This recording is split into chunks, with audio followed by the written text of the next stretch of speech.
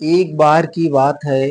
काशी में एक राजा था जिसका नाम प्रताप मुकुट था। उसकी एक संतान थी जिसका नाम ब्रज मुकुट थी।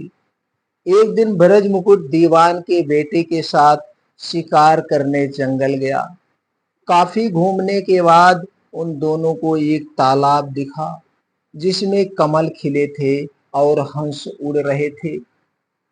दोनों दोस्तों ने वहां रुककर तालाब के पानी से हाथ मुंह धोया और पास ही बने महादेव के मंदिर में दर्शन करने चले गए।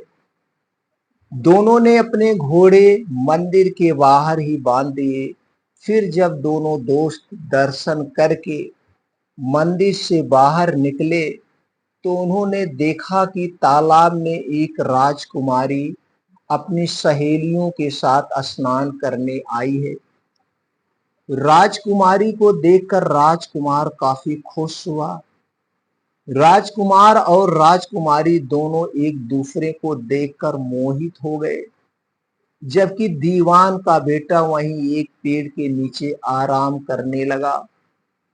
राजकुमार को देखते ही राजकुमारी ने बालों में से एक कमल का फूल निकाला, कान से लगाया, दांतों से कुतरा, पैरों के नीचे दबाया और फिर अपने छाती से लगाकर अपनी सहेलियों के साथ चली गई। उसके जाने के बाद राजकुमार काफी दुखी हुआ और अपने मित्र के पास लौटकर सारी बात बताई। राजकुमार बोला, मैं राजकुमारी के बिना नहीं रह सकता, लेकिन मुझे इस राजकुमारी के बारे में कुछ भी नहीं पता है। वह कहाँ रहती है, उसका क्या नाम है, वो किसकी बेटी है, मैं कुछ भी नहीं जानता हूँ मेरे दोस्त, उसने अपने दोस्त से कहा। फिर दीवान के बेटे ने सारी बात सुनी और राजकुमार को दिलासा देते हुए बोला, राजकुमार आप घबराइए मत, राजकुमारी ने सब कुछ तो बता दिया है। आश्चर्यचकित होते हुए राजकुमार ने पूछा, वो कैसे? दीवान के बेटे ने राजकुमार को बताना शुरू किया कि राजकुमारी ने कमल के फूल को बालों से निकालकर कानों से लगाया। यानी राजकुमारी का कहना है कि वह कर्नाटक से है।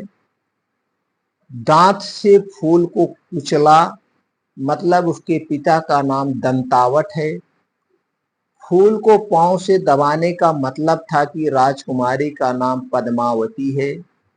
और फूल को सीने से लगाने का मतलब था कि जब आप उनके हृदय में बस चुके हो, आप उनके दिल में बस चुके हो, वो आपके ऊपर मोहित हो चुके हैं।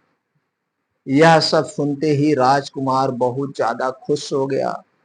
खुश होते हुए राजकुमार ने दीवान के बेटे से कहा कि मुझे कर्नाटक जाना है, मुझे वहां ले चलो। दोनों दोस्त कई दिनों तक घूमते फिरते कर्नाटक पहुंचे। जब वह दोनों दोस्त राजमहल के निकट पहुंचे तो उन्हें एक चरखा चलाती हुई बुजुर्ग महिला दिखी। महिला को देखते ही दोनों घोड़े से उतरे और उसके पास जाकर कहा, माई, हम दोनों व्यापारी हैं, हम बहुत दूर से आए हैं, हमारा सामान अभी तक आया नहीं है, कुछ दिनों में हमारा सामान भी पहुंच जाएगा, हम दोनों को बस रहने के लिए थोड़ी सी जगह चाहिए। उसकी बातें सुनकर बुजुर्ग महिला की ममता जाग उठी। उसने कहा, बेटा, इसे अपना ही घर समझो, जब तक मन करे यहाँ पर रह सकते हो। इसके बाद दोनों उसके घर में रहने लगे। इसी बीच दीवान के बेटे ने उस महिला से पूछा, आप क्या काम करती है? आप क्या काम करती हैं माई? आपके यहाँ कौन कौन रहता है? आप कैसे अपना गुजारा करती हैं? इन सारे सवालों का जवाब धीरे धीरे उस महिला ने देना शुरू किया। उसने कहा, मेरा एक पुत्र है जो राजा के यहाँ नौकरी करता है। मैं राजा की पुत्री पद्मावती की दासी हूँ। बूढ़ी हो गई हूँ, इसलिए घर में ही रहती हूँ। महाराज खाने को दे देते हैं और पूरे दिन में एक बार राजकुमारी से मिलने चली जाती हूँ।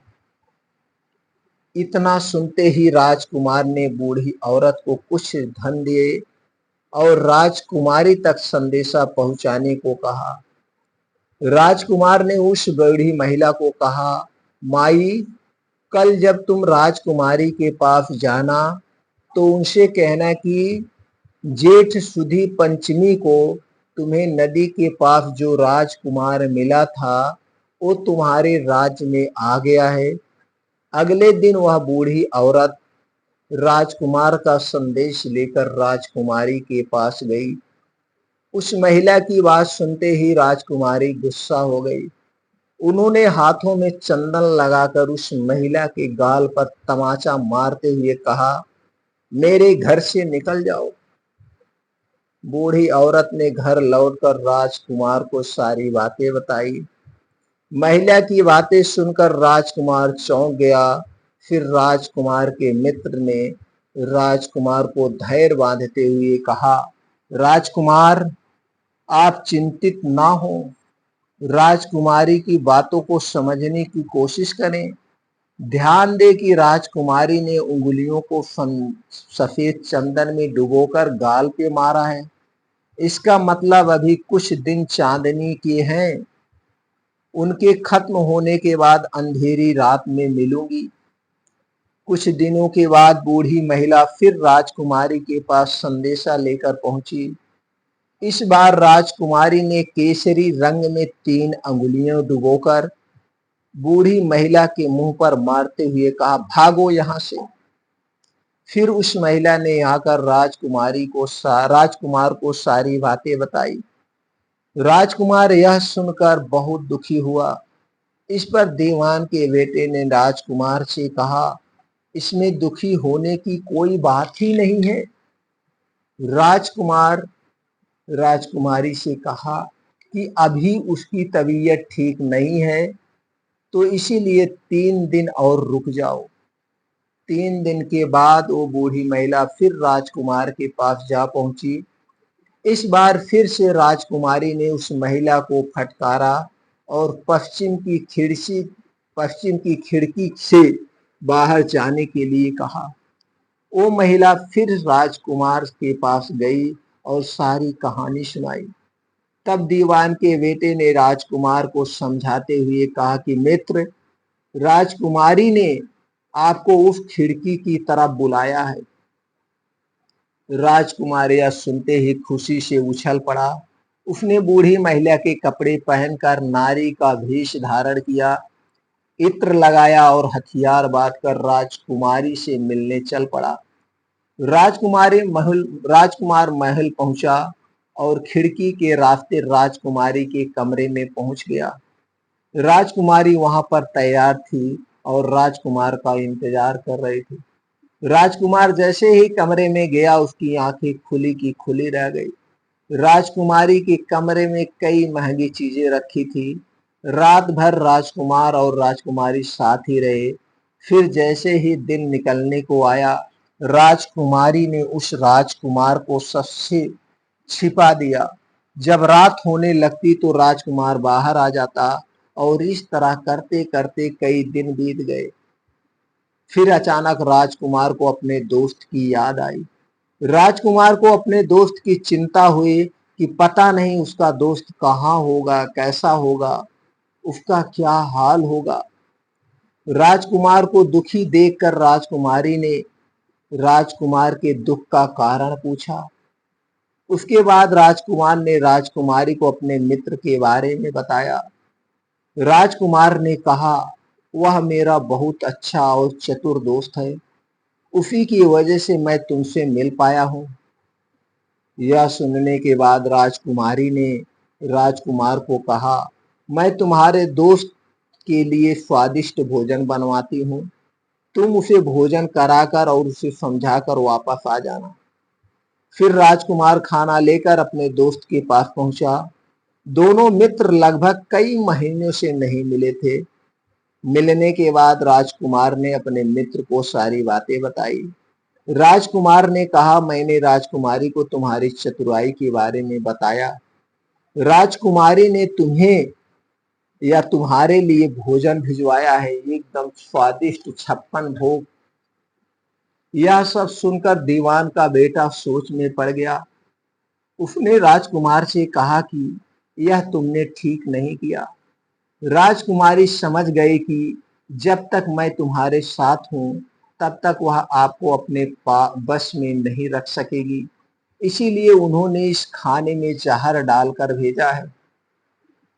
यह कहते ही दीवान के बेटे ने उस खाने से एक लड्डू लेकर सामने बैठे एक कुत्ते को खिला दिया। लड्डू खाते ही कुत्ते की मृत्यु हो गई।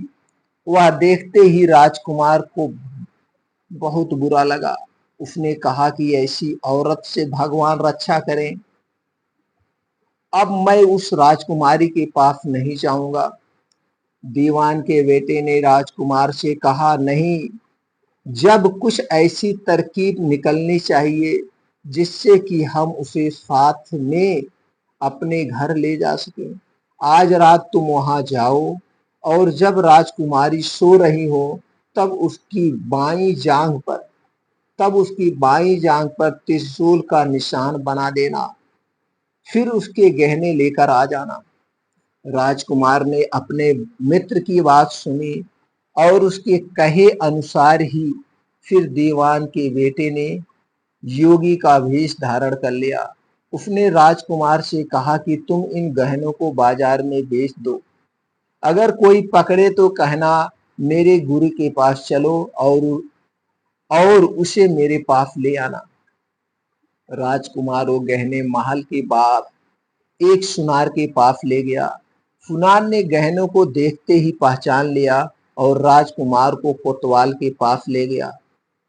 कोतवाल ने राजकुमार के सवाल पूछे तो राजकुमार ने कहा, ये गहने मुझे मेरे गुरुजी ने दिए हैं।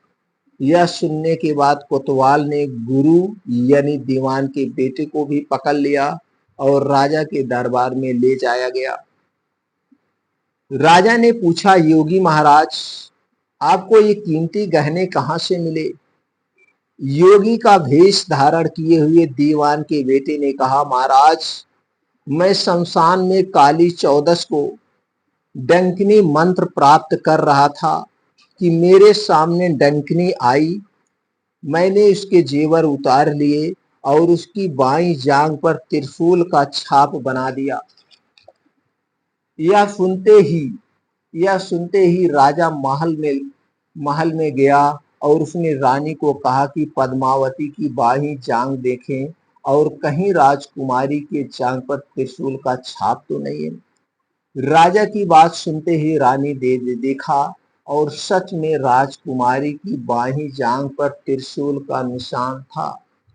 यह जानकर राजा बहुत दुखी हुआ और फिर राजा योगी के पास गया और कहा कि योगी, बताओ, धर्म शास्त्र में बुरी औरतों के लिए क्या सजा है? योगी ने उत्तर दिया, ब्राह्मण, राजा, गऊ, औरत, पुरुष और अपने राज्य में रहने वाले किसी से भी कोई बुरा काम हो जाए तो फिर राज्य से बाहर देना चाहिए। यह सुनते ही राजा ने पद्मावती को जंगल भेज दिया। वहां राजकुमार और दीवान का बेटा मौके के इंतजार में बैठे थे। राजकुमारी को अकेला पाकर दोनों उसे अपने नगर ले आए और खुशी खुशी रहने लगे। मित्रों, कहानी खत्म हुई और हर बार की तरह इस तरह से लाए। तो दोस्तों, यहाँ पे आपने क्या देखा, इससे आपको क्या समझ में आया, हमें कमेंट सेक्शन में जरूर बताएं।